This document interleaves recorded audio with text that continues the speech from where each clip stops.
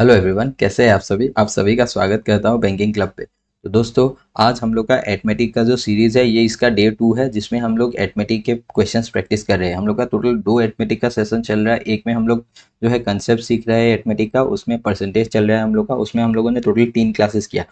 उस मतलब सीरीज में हम लोग सिर्फ और सिर्फ कंसेप्ट सीखेंगे और थ्योरी को सीखेंगे, और यहाँ पे हम लोग जो है वहाँ का कंसेप्ट इस मतलब सीरीज में अप्लाई करेंगे। ठीक है, यहाँ पे हम लोग वेराइटीज ऑफ क्वेश्चंस करेंगे जो कि एग्जाम रेलिवेंट होने वाला है। इसका पहला क्लास हम लोगों ने कर लिया था, जिसमें लगभग अप्रोक्सीमेटली आई गेस हम लोगों ने 15 क्वेश्चंस बनाए थे।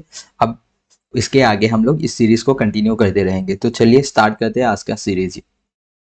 तो सबसे पहला क्वेश्चन, हाँ सही है, ये हम लोगों का आज 16 से स्टार्ट हो रहा है। मतलब लास्ट क्लास में हम लोगों ने टोटल 15 क्वेश्चंस बनाया था। ठीक है, अब यहाँ पे बोला है vessel one contains a mixture of paint and water in which has 24% of water. एक वेसल वन है, ठीक है। If 50% of the mixture is taken out and poured into vessel two, एक दूसरा वेसल में पोर कर दिया उसमें से। वेसल वन में कुछ था, पेंट और वाटर का कुछ अमाउंट था, उसमें से 50% निकाल के वेसल टू में डाला गया है। ठीक है, vessel two which has 10 litres of water, और वेसल टू में पहले से 10 लीटर पानी पहले से ही था। If 76 litre of paint is in vessel two, ये जो 50% निकाल के वेसल टू में डाला, उसके बाद क्या हो गया, पेंट कितना बच गया वेसल टू में। वेसल टू में पेंट 76 लीटर्स बच गया है। ठीक है, then find the ratio of the quantity of paint to water in the vessel two. ठीक है, तो यहाँ पे मैं वेसल वन ले लेता हूँ और यहाँ पे मैं वेसल टू ले लेता हूँ। वेसल वन में है पेंट वाटर और वेसल टू में भी है पेंट वाटर। ठीक है, अब सबसे पहले vessel one contains a mixture of paint and water which has 24% water. इसमें 24% पानी बोला है। देखिए 24% पानी बोला है तो 76% पेंट होगा। तो इसका अगर मैं रेशियो निकालूंगा तो 19:4 से 19 टाइम्स, 4 से 6 टाइम्स, सॉरी परसेंट को हटा देते हैं हम लोग। अभी 19:6 का रेशियो आ गया है। ठीक है, वेसल वन में जो पेंट और वाटर का रेशियो है वो 19:6 है। अब इसमें क्या बोला गया है कि 50% of the mixture is taken, और 50% मिक्सचर यहाँ से निकाल दिया गया है। 50% निकालेंगे तो पेंट का भी 50% आएगा, वाटर का भी 50% आएगा। लेकिन मुझे एक चीज़ दिख रहा है कि पेंट और वाटर का रेशियो 19:6 है। ये 19 का अगर मैं 50% बनाता हूँ तो 9.5 आएगा, जो कि डेसिमल में आ जाएगा। तो इसलिए मुझे डेसिमल में नहीं करना है, तो इसलिए मैं इसको क्या करूँगा, इसको इंटू टू और इसको इंटू टू कर दूंगा। तो ये बन जाएगा हम लोग का 38। ठीक है, एक सेकेंड, ये हम लोग का 38 बन जाएगा और ये 12 बन जाएगा। 38 और 12। अब मैं इसमें x लगा दूंगा क्योंकि ये तो रेशियो है, एग्जैक्ट वैल्यू तो हम लोग को नहीं मालूम। तो मान लेते हैं कि ये जो वेसल वन है ना, इसमें पेंट है 38x और वाटर है 12x। अब यहाँ से 50% निकलेगा, इससे 50% निकलेगा और इस वेसल टू में डाला जाएगा। वेसल वन में 50 टोटल पेंट था 38x, 50% निकलेगा तो 19x यहाँ पे आ गया। और वेसल वन में जो वाटर है वो 12x है, 12x है तो उसमें से निकलेगा अगर 50% तो 10x आ गया।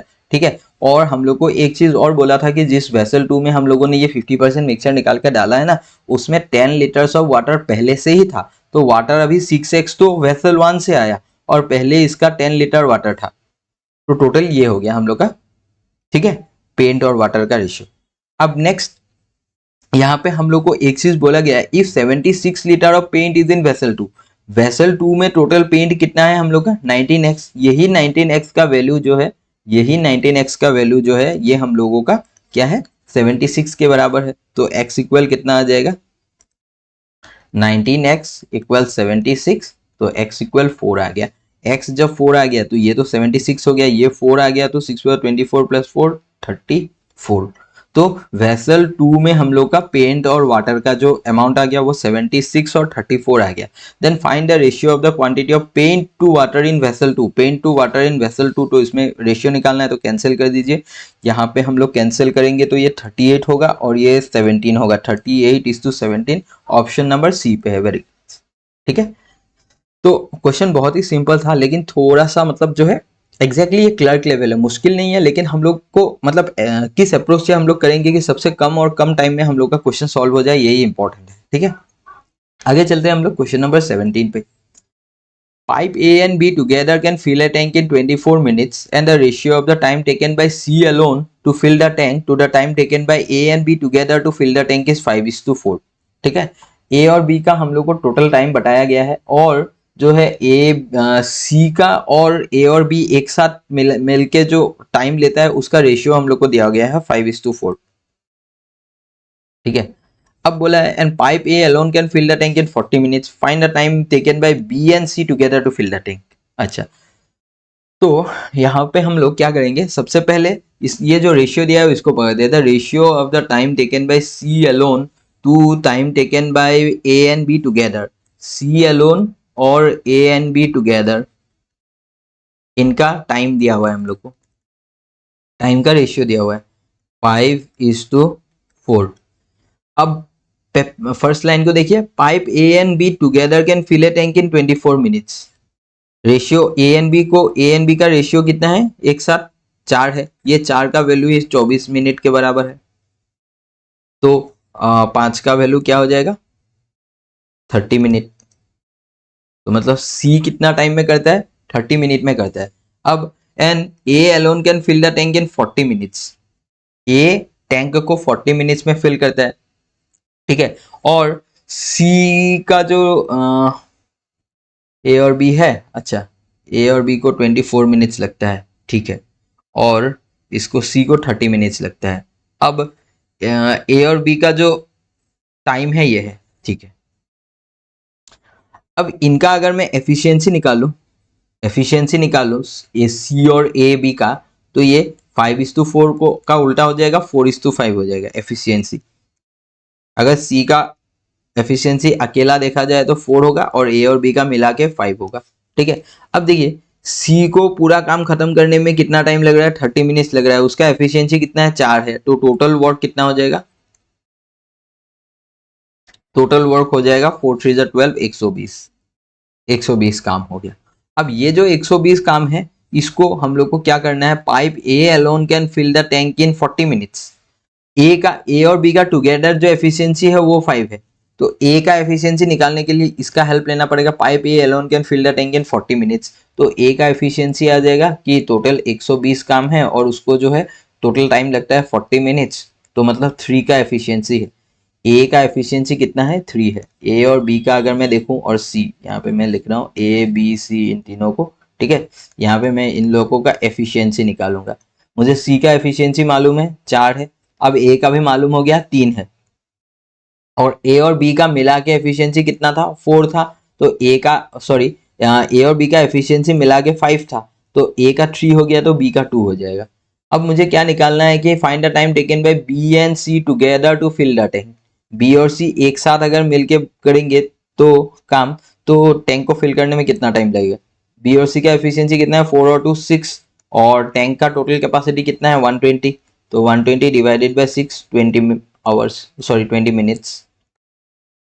Option number A is the correct answer. ठीक है, आई होप आपको समझ में आया है। तो हम लोग आगे चलते हैं नेक्स्ट क्वेश्चन में। Question number 18, A boat covers x kilometer in still water in 4 hours and the boat covers the same distance in upstream in 5 hours and the speed of the current is 6 hours। ठीक है, बोला है कि v और ये upstream का जो मतलब स्टील वाटर में जितना टाइम लेता है अपस्ट्रीम में 1 घंटा ज़्यादा लेता है, तो स्टील वाटर का टाइम मतलब हम लोग v और v माइनस एस इसका अगर टाइम का रेशियो हम लोग देखें, टाइम का रेशियो 4:5 है, तो स्पीड का रेशियो क्या हो जाएगा, स्पीड का रेशियो 5:4 हो जाएगा। हम लोग को बोला है and the speed of the current is 6 kilometre per our. अभी देखिए v का अगर 5 है और v माइनस एस का अगर 4 है तो s कितना आ जाएगा, s1 आ जाएगा। बिल्कुल सही, यही 1 रेशियो जो है ये 6 किलोमीटर का बराबर है। ठीक है, 1 रेशियो अगर 6 किलोमीटर का बराबर है तो 6 4 24 आ गया, और ये आ गया 6 5 30 आ गया v, तो v प्लस एस कितना आ जाएगा, down stream v plus S कितना आ जाएगा हम लोगों का 30 प्लस 6 36। अब हम लोग को निकालना है find the time taken by boat to cover 180 kilometre in downstream. 180 kilometre downstream कितना स्पीड है v प्लस एस 36, तो ये आ जाएगा 180/36 5 आवर्स। सिंपल, बहुत ही आसान है। इसको हम लोग जो है अगर किसी को रेशियो मेथड नहीं आता है तब भी हम लोग बना सकते हैं। देखिए मैं एक सेकंड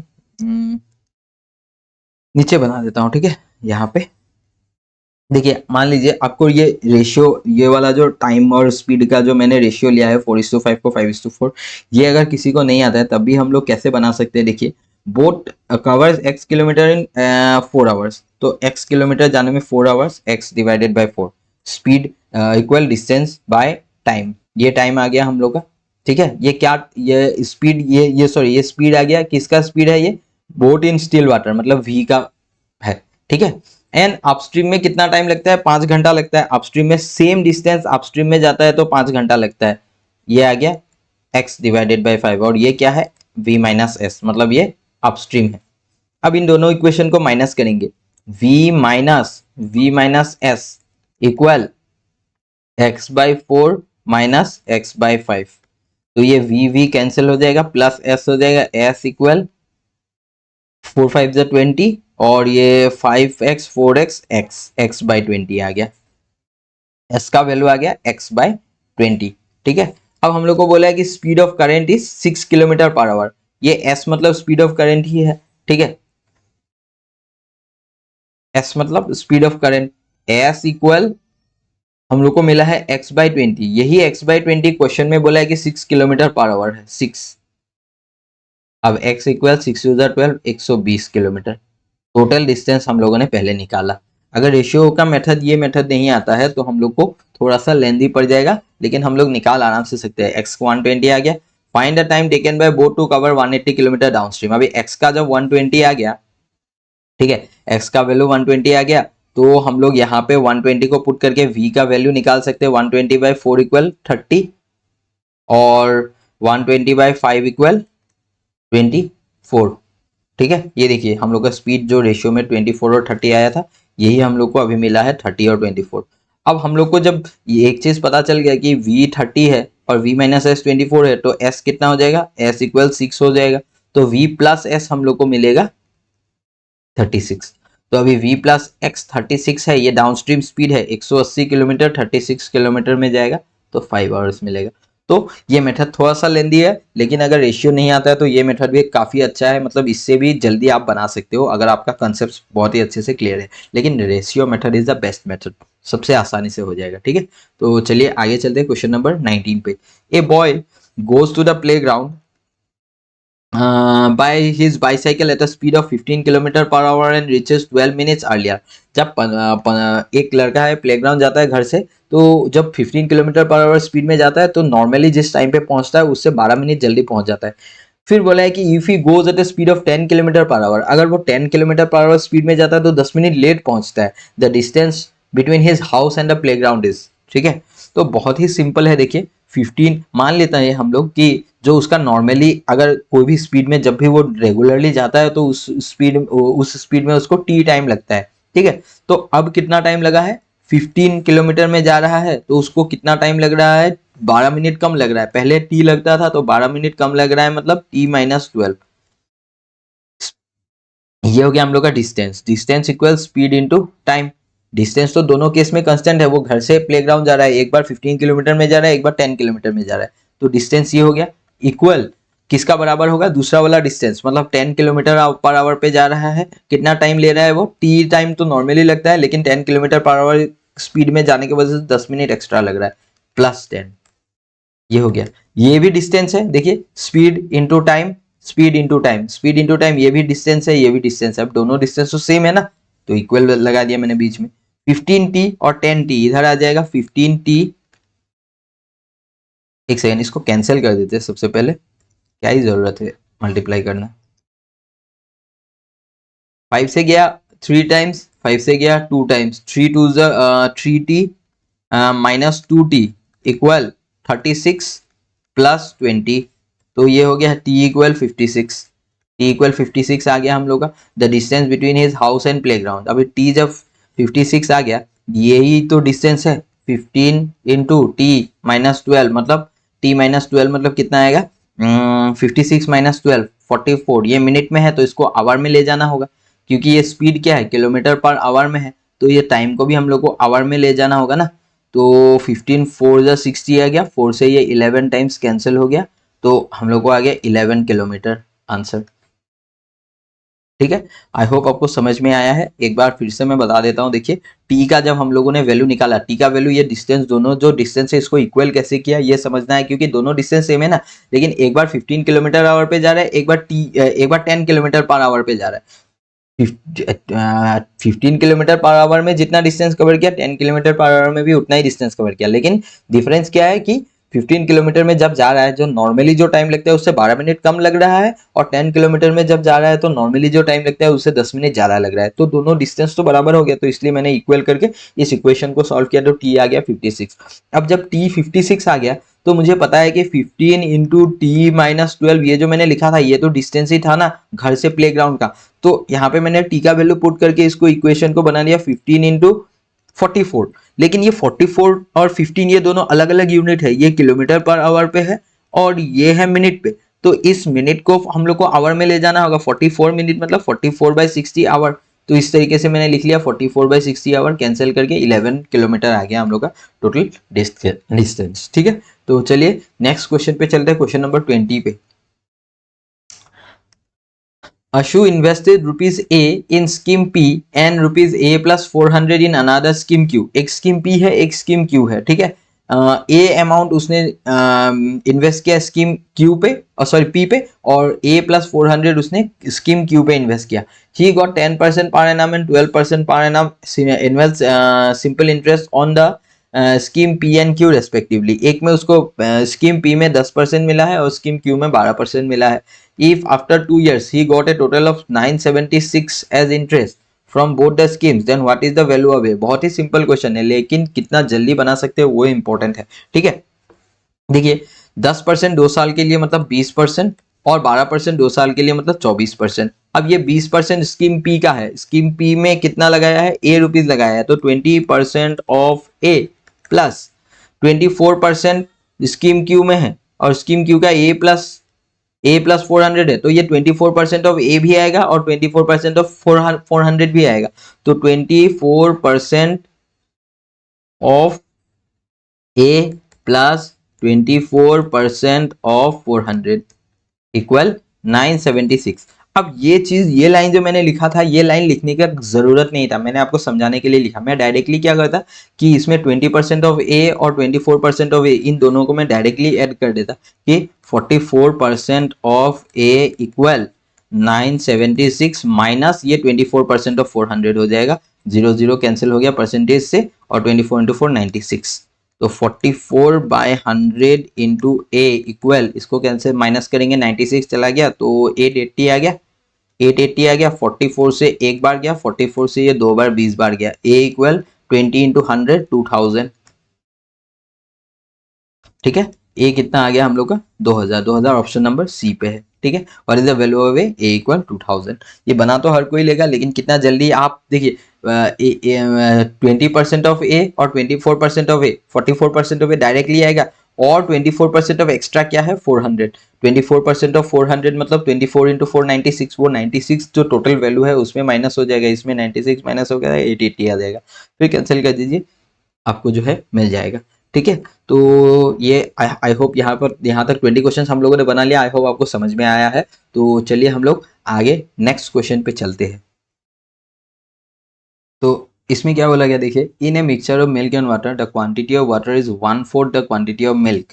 मिल्क एंड वाटर का एक मिक्सचर है, ठीक है। 1/4 द क्वांटिटी ऑफ मिल्क है, वाटर का जो क्वांटिटी है वो 1/4 है, मतलब एक पार्ट अगर वाटर है तो 4 पार्ट मिल्क है। सही है, ठीक है। Had the quantity of milk 40 litre more. अगर मिल्क 40 लीटर ज़्यादा होता, then the quantity of milk would have been 5 times the quantity of water. Milk अगर 40 लीटर ज़्यादा होता तो मिल्क और वाटर का जो रेशियो होता वो 5:1 होता, मतलब मिल्क 5 टाइम्स ज़्यादा होता, तो 5:1 होता। कब होता ये, जब मिल्क 40 लीटर ज़्यादा होता 40 लीटर। तो ये 4 से 5 हो रहा है, मतलब एक रेशियो है, 1 का वैल्यू ही 40 लीटर है। तो 1 का वैल्यू अगर 40 लीटर है तो ये जो हम लोग का इनिशियल है, अब कितना है 4 4 जा 16, 160 और ये 40। तो हम लोग को एक चीज पता चल गया कि मिल्क कितना है 160 है, और वाटर कितना है 40 है। मिल्क और वाटर। अब बोला गया if 20 litre of mixture is taken out of the mixture, इसमें से 20 लीटर निकाल लिया है, क्या रेशियो में था, 4:1 रेशियो में। 20 लीटर अगर निकाल लेंगे 4:1 रेशियो में हम लोग, तो 4:1 रेशियो मतलब 5 रेशियो, 5 4 16, यहाँ से निकलेगा मिल्क, और वाटर कितना निकलेगा, 4 निकलेगा। तो मतलब मिल्क यहाँ से निकल गया 16 लीटर और वाटर कितना निकल गया, 4 लीटर। तो हम लोग को बोला है कि what is the quantity of milk left in the mixture. 160 में से 16 मिल्क चला गया तो 144 लीटर बच गया है। तो option number C is the correct answer.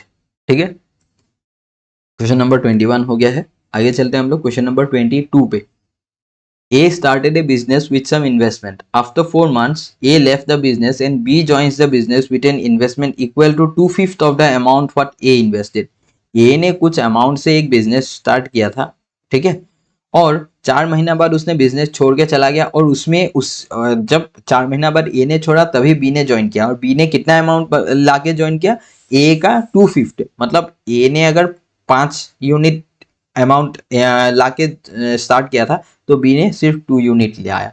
ठीक है, एट द सेम टाइम ए ने 4 महीना काम करके चला गया, उसके बाद बी आया, बी ने 2/5 ऑफ व्हाट ए इन्वेस्टेड इतना अमाउंट लेके आया, और उसी टाइम पे सी आया, C also join the business with an investment equal to 2/3 of the amount invested by A का 2/3। अब ए का 2/3, ए का 5 है, 5 का 2/3 निकालना थोड़ा सा प्रॉब्लमेटिक हो जाएगा, तो इसलिए हम लोग जो है ए और बी का रेशियो को हम लोग जो है थोड़ा सा चेंज करेंगे। क्या करेंगे, इसको मैं 10 बनाऊंगा और इसको 4 बनाऊंगा। ठीक है, 5:2 को मैं 10:4 बना लूंगा। इसको मैंने 10 बना लिया और इसको मैंने 4 बना लिया, कैंसिल करने से ये भी 5:2 का रेशियो में ही आएगा। और अब सी भी आ गया, सी कितना अमाउंट लेके आता है, 3/2 of the amount invested by A का जो 10 है उसका 3/2 करेंगे तो 15 आएगा। एग्जैक्टली 15 आ गया। अब हम लोग को पता है ए ने सिर्फ और सिर्फ 4 महीना बिजनेस किया और चला गया, उसके बाद बी ज्वाइन किया, बी ने और बोला है कि if at the end of the year, मतलब एक साल, और बी कब आया था, ए जब 4 महीना बाद छोड़ के चला गया तब बी आया था, और सी भी तभी आया था। तो इन लोगों ने 4 महीना बाद ज्वाइन किया, तो मतलब ये 8 महीना और ये 8 महीना बिजनेस में रहेगा। ठीक है, कैंसिल करेंगे, 4 2 4 1 और भी हम लोग कैंसिल कर सकते हैं। देखिए 2 से ये गया 5 टाइम्स, ये 2 गया और ये 2 गया, तो हम लोग को मिला 5:4:15। ये हम लोग को रेशियो मिल गया। If at the end of the year the difference between the profit share of A and C, A और सी का प्रॉफिट शेयर का डिफरेंस कितना है, 10 यूनिट है। 10 यूनिट का वैल्यू हम लोग को बोला गया है कि 1000 है, तो 1 यूनिट 100 हो गया। हम लोग को निकालना है the total profit earned bye them. Total profit कितना है, 5 4 9 और 15, टोटल प्रॉफिट हो गया 26, सॉरी 24। तो एक रेशियो अगर 100 है तो 24 टोटल प्रॉफिट हो जाएगा 2400 ऑप्शन नंबर बी। ठीक है, चलिए आगे चलते हैं क्वेश्चन नंबर 23 पे। A person gives 10% of his salary to his wife and 10% to his daughter, income and expenditure. इसका कंसेप्ट हम लोगों ने जो एथमेटिक का कंसेप्चुअल जो हम लोग का सीरीज चल रहा है वहां पे हम लोगों ने पढ़ा था, इनकम एक्सपेंडिचर के बारे में जब हम लोगों ने पढ़ा था, तब यहाँ पे इसका पूरा कंसेप्ट बहुत अच्छे से पढ़ा था। ठीक है, वो क्लास आप लोग देख लीजिएगा।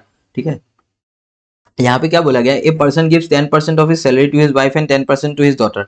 यहाँ पे जब मैंने उस क्लास में कंसेप्चुअल क्लास में जब मैंने पढ़ाया था, तब मैंने बोला था इनकम एंड एक्सपेंडिचर में क्या होता है कि जब भी दो एक्सपेंडिचर के बीच में रिमेनिंग वाला वर्ड नहीं होता है ना, तो उन दोनों परसेंटेज को आपस में जोड़ देना है हम लोग को। 10 + 10 20% हो गया, ये 20% उसका खर्चा हो गया।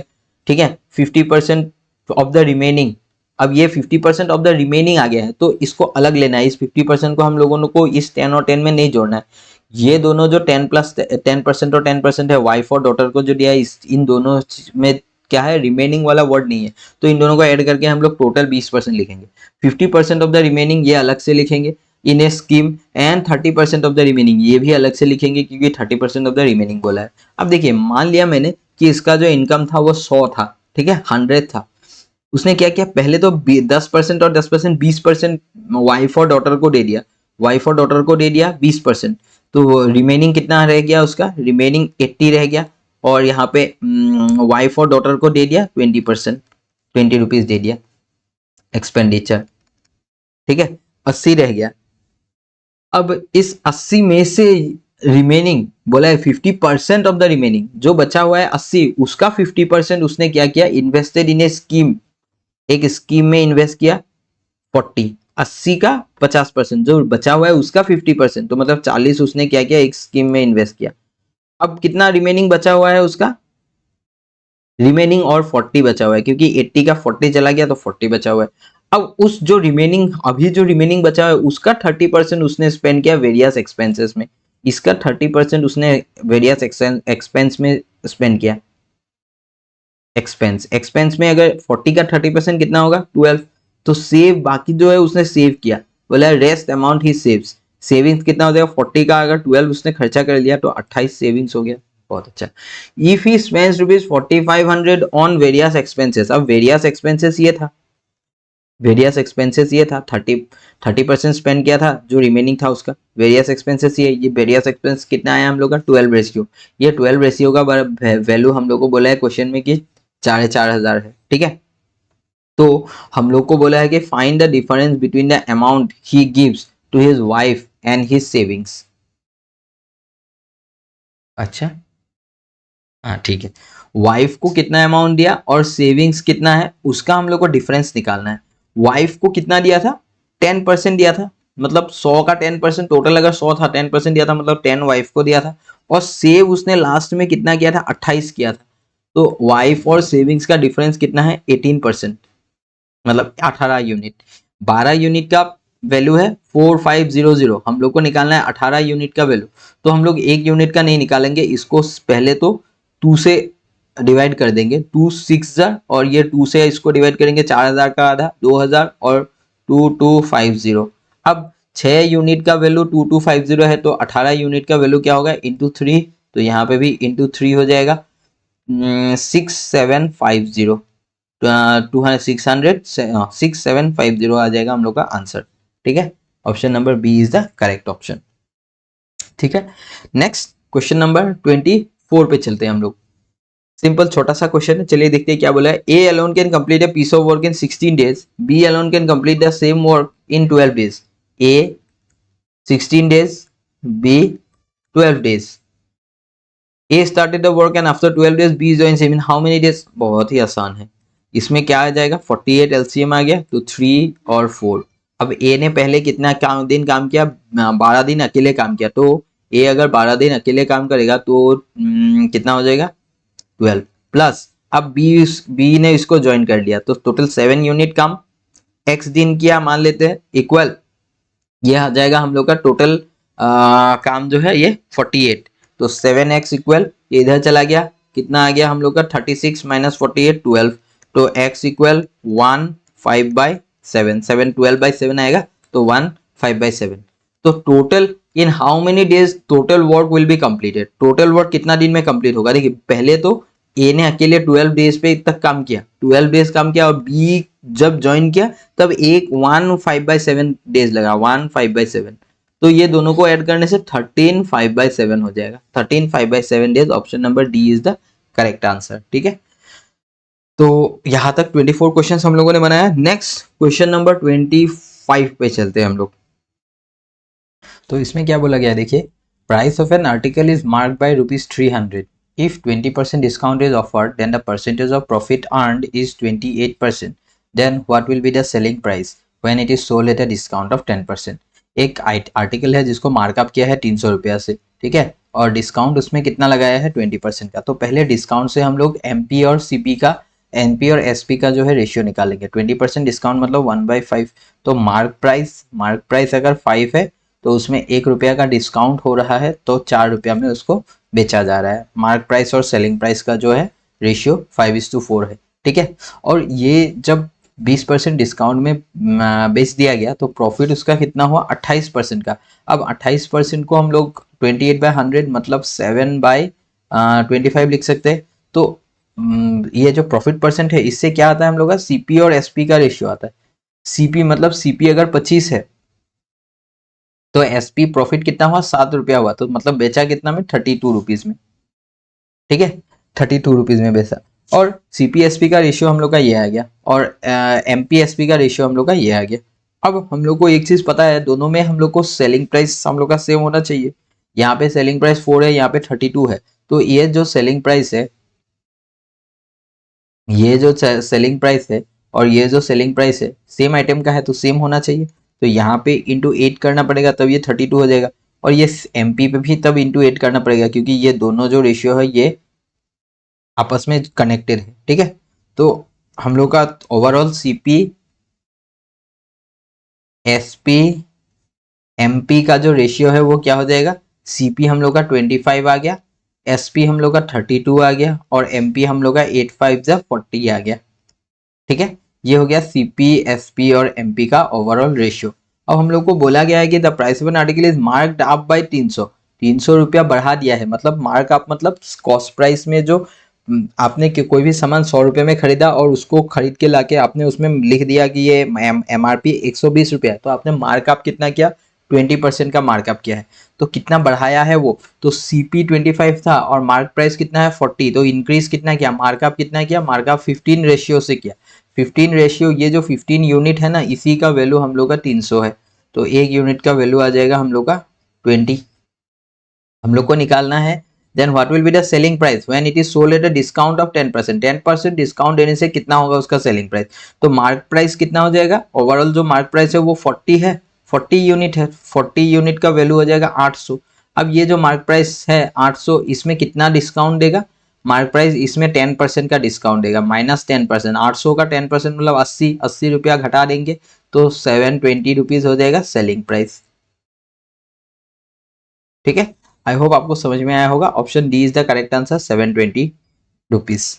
नेक्स्ट क्वेश्चन नंबर 26 पे चलते हैं हम लोग। A vessel A contains the mixture of vanilla and cocoa flavour ice cream in the ratio 4:5। Vanilla और कोको 4:5 रेशियो में है।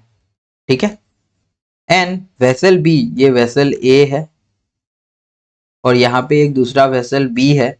B contains mixture of cocoa and vanilla. यहाँ पे देखिए वेनिला एंड कोको दिया हुआ है, यहाँ पे कोको एंड वेनिला दिया हुआ है, तो यहाँ पे हम लोग वेनिला एंड कोको ही ले लेंगे उल्टा।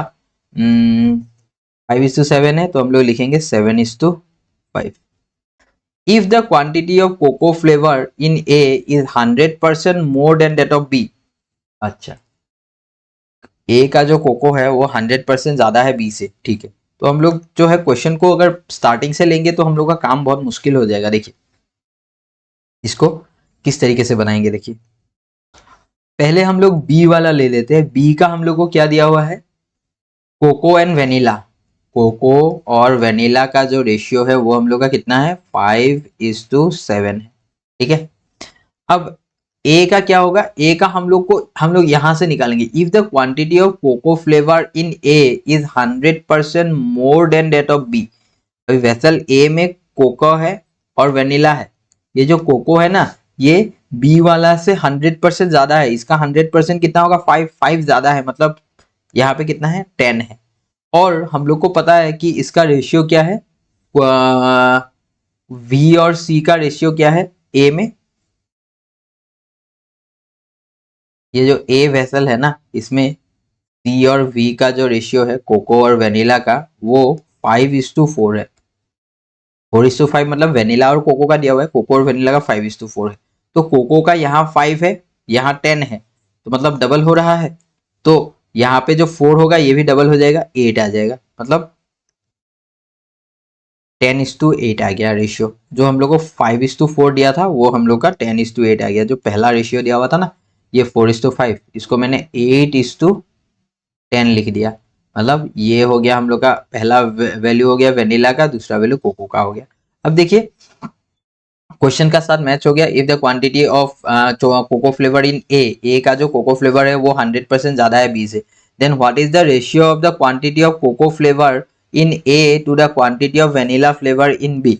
अब यहाँ पे क्या हो गया है कि ये दोनों जो रेशियो है, ये रेशियो और ये रेशियो, इनको हम लोगों ने कनेक्ट कर लिया है। क्वेश्चन में जिस तरीके से बोला है उसी तरीके से हम लोगों ने लिख लिया है। अब रेशियो निकालना है हम लोग को quantity of cocoa flavour in A. Cocoa flavour in A का रेशियो क्या है, कितना है, 10 रेशियो है। To the quantity of vanilla flavour in B, vanilla flavour in B कितना है, 7 है, तो 10:7 इज द करेक्ट आंसर। ये बस रेशियो हम लोग को बराबर करना था और कुछ भी इसमें जो है मुश्किल नहीं था। ठीक है, option number A is the correct option. आगे चलते हैं हम लोग नेक्स्ट क्वेश्चन नंबर 27 पे।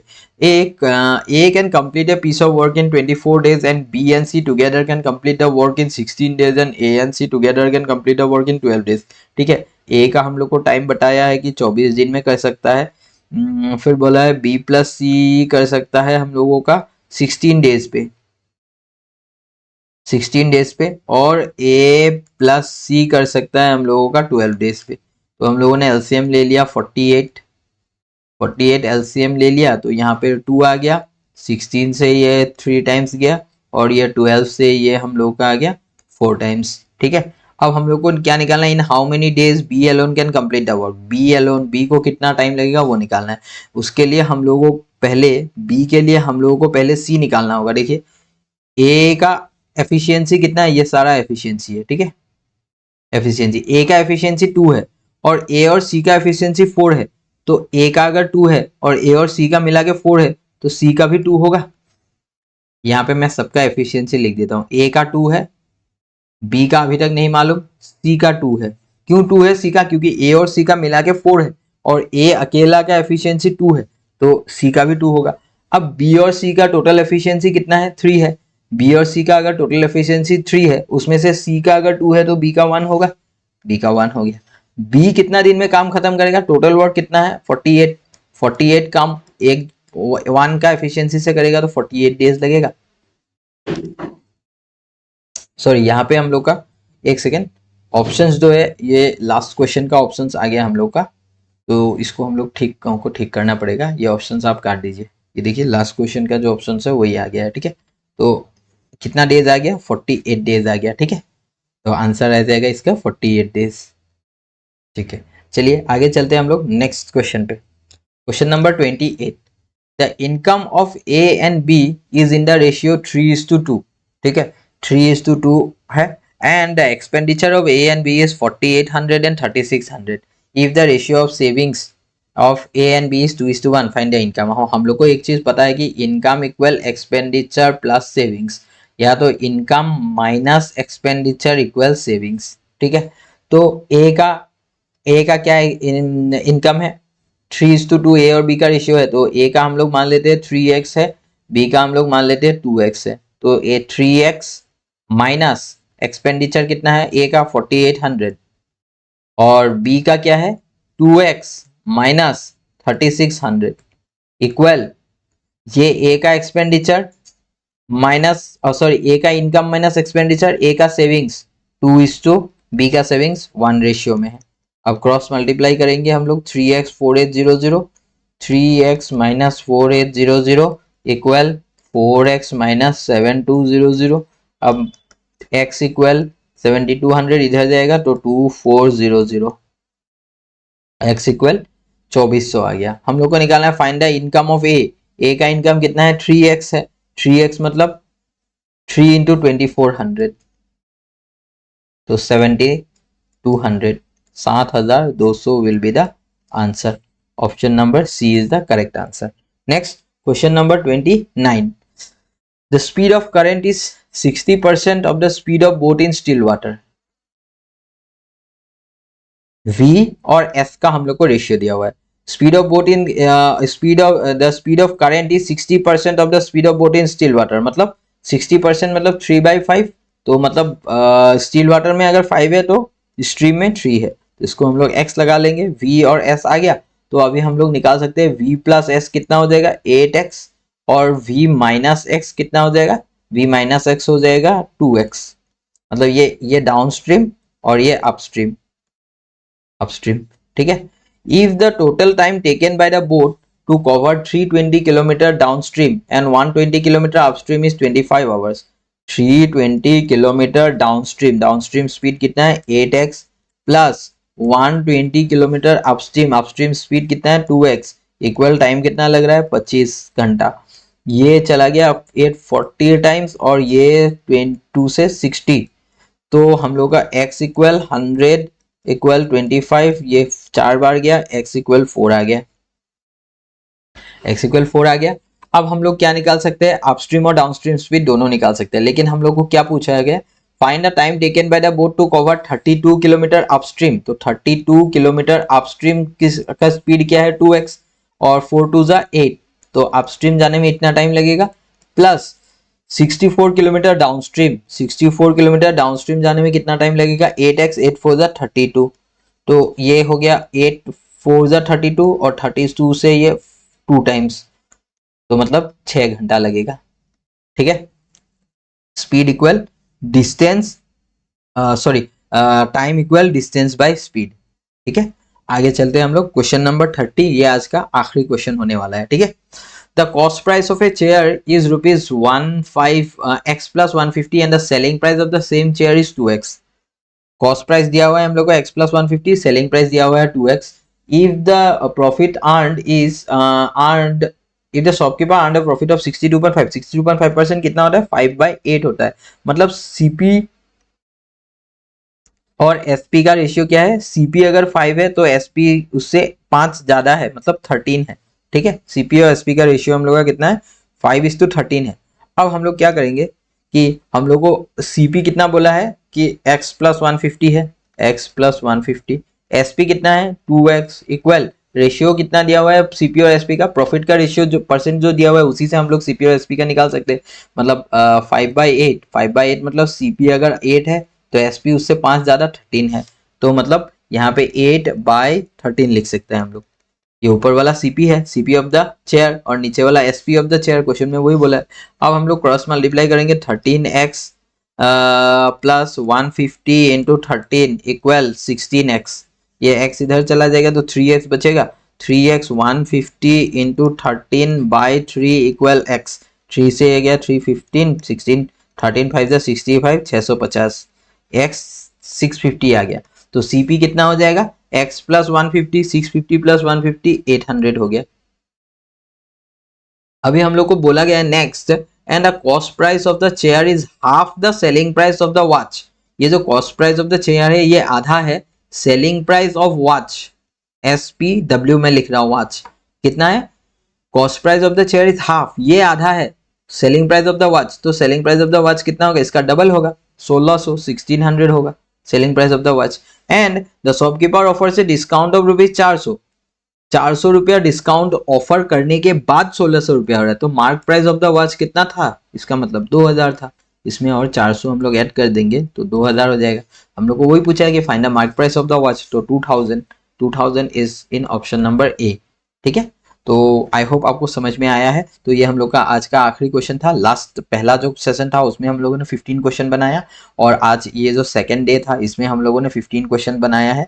आई होप आपको ये जो अरिथमेटिक का सीरीज है आपको पसंद आ रहा है। आपको अगर पसंद आ रहा है तो वीडियो को लाइक कर दीजिए और अपने दोस्तों के साथ भी शेयर कर दीजिए। तो आज का क्लास यहीं पे एंड करते, थैंक यू एवरीवन।